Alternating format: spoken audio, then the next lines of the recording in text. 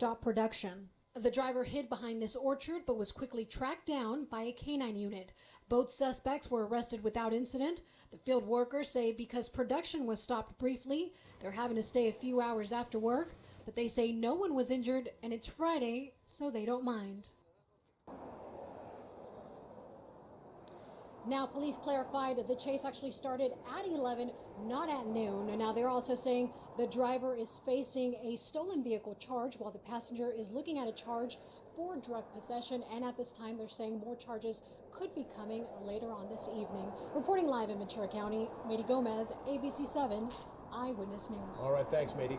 A 7th grader is speaking out after being robbed while walking home from school. He was walking home from Elwood P. Cubberley School in Long Beach when a man got out of a car, robbed the teenager, and then drove off.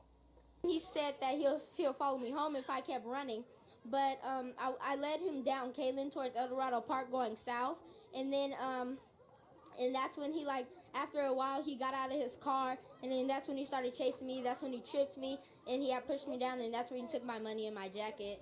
The boy ran to a nearby store where they called police. The school principal is warning parents to have students walk in pairs and be aware of their surroundings. Police say the robber has facial tattoos and the car is a black late 1980s to early 1990s model Acura. If you have any information, you're asked to call police. Things are about to get even more hectic than usual at LAX as they move airlines. And here's what we mean. Starting Friday, more than 20 airlines will relocate to new terminals and gates. It's all part of a major modernization project.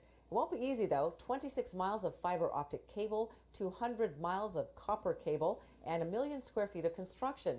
Again, it begins next Friday. LAX hopes to complete the moves in just 5 days, all while continuing normal operations. It'll be quite a feat. Well, new at 6, it's Cinco de Mayo, a traditional celebration of Mexican culture. But some people say it's not the same this year because of the policies of President Trump. Inland Empire reporter Leticia Juarez is live at a Cinco de Mayo celebration in Riverside with more. Leticia?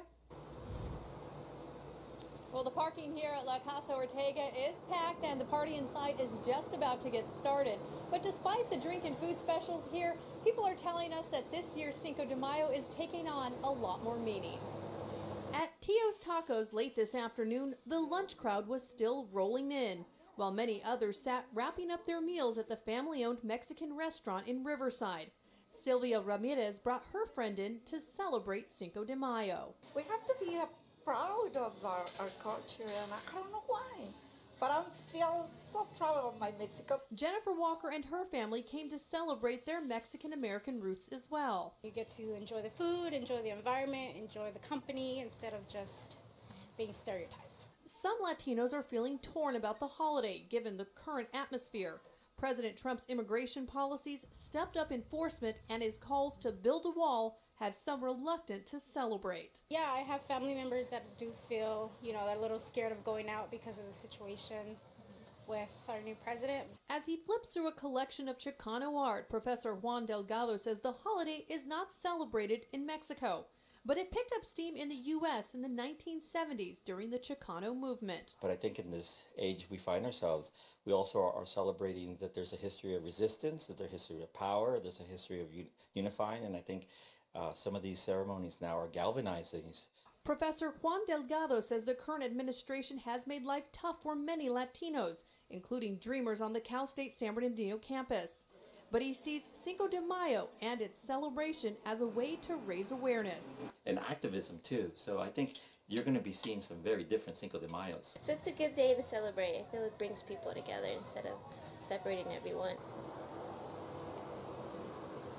And a lot of Latino organizations out there are asking people to refrain today from those stereotypical features of the Mexican culture. Instead, they're asking people to learn just a little bit about the holiday they're celebrating today. Like today is the day that Mexico defeated the French army back in 1862 during the Battle of Puebla.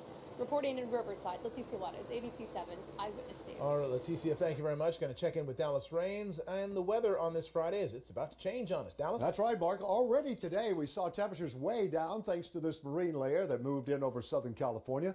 At the coastline, it's kind of hung down there all day long, and you can see it right now at LAX. It's overcast for sure. And even some of the valley areas, even though the sun did come out today, it was 10, 15 degrees cooler than it has been. There is a high surf advisory. We're looking at some nice swells coming in down at Laguna, 61 right now.